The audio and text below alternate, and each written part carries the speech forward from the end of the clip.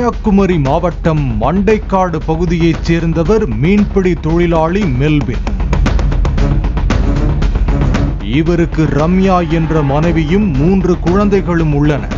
இந்நிலையில் கடந்த 3 மாதங்களுக்கு முன்பாக மனைவி ரம்யா தனது 3 வயது குழந்தையை மட்டும் தூக்கிக் கொண்டு மாயமானார்.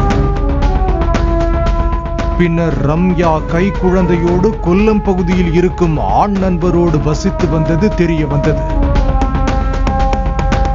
மேலும் தனது 2 மகள்களையும் கணவர் மெல்வினிடம் இருந்து மீட்டு தருமாறு ரம்யா காவல் நிலையத்தில் புகார் அளித்து தன்னோடு குழந்தைகளை சேர்த்து வைக்குமாறு நீதிமன்றத்திலும் மனு தாக்கல் செய்துள்ளார்.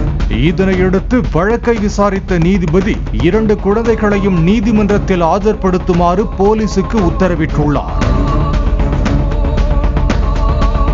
இதனையடுத்து போலீசார் குழந்தையை அழைப்பதற்காக போலீஸ் வாகனத்தில் ரம்யாவோடு மெல்வின் வீட்டிற்கு செல்ல அங்கிருந்த உறவினர்கள் ஆத்திரத்தில் ரம்யாவை தாக்க முயன்றுள்ளனர்.